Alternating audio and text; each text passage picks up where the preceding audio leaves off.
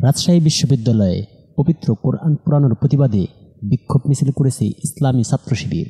বৃহস্পতিবার সন্ধ্যা 6:30টার দিকে বিশ্ববিদ্যালয়ের কেন্দ্রীয় মসজিদ থেকে শুরু হয় এই বিক্ষোভ মিছিল।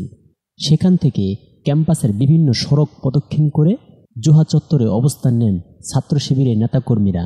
এ সময় সংক্ষিপ্ত সমাবেশে বক্তৃতা দেন নেতৃবৃন্দ। সমাবেশে রাবি ছাত্র শিবিরের দপ্তর সম্পাদক হাফেজ মেহেদি হাসান বলেন, দুষ্কৃতকারীরা গত 12ই জানুয়ারি কোরআনে আগুন দেওয়ার মাধ্যমে আমাদের এই কলিজার ভেতর আগুন দিয়েছে। আমরা বলে দিতে চাই, তোমরা ঘুঘু দেখেছ, ফাঁদ দেখো নাই। তোমরা যে কোরআনে আগুন দিয়েছ, এই আগুনের স্ফুলিঙ্গের মাধ্যমে তোমরা ধ্বংস হয়ে যাবে। প্রশাসনকে বলতে চাই, যারা এই কাজ করেছে তাদেরকে এই জোহা চত্বরে প্রকাশ্যে ফাঁসির ব্যবস্থা করতে হবে। এজন্য ছাত্র শিবিরকে সাধারণ শিক্ষার্থীদের নিয়ে মাঠে ময়দানে উপস্থিত থাকতে হবে।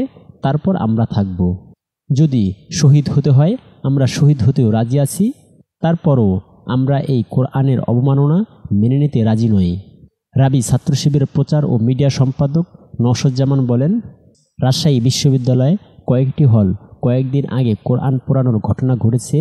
স্বৈরাচার পালিয়েছে, কিন্তু তাদের দোসররা এখনও অপতৎপরতা চালাচ্ছে। তাদের টার্গেট বাংলাদেশের দুটি বিভাগ, রাজশাহী এবং চট্টগ্রাম। আমি ষড়যন্ত্রকারীদের বলে দিতে চাই, আপনারা যে দাঙ্গা চালানোর চেষ্টা করেছিলেন আমরা তা রুখে দিয়েছি। আমি জানিয়ে দিতে চাই, যতক্ষণ পর্যন্ত না প্রশাসন ও তদন্ত বিচার করছে ততক্ষণ পর্যন্ত আমাদের এই সংগ্রাম থাকবে।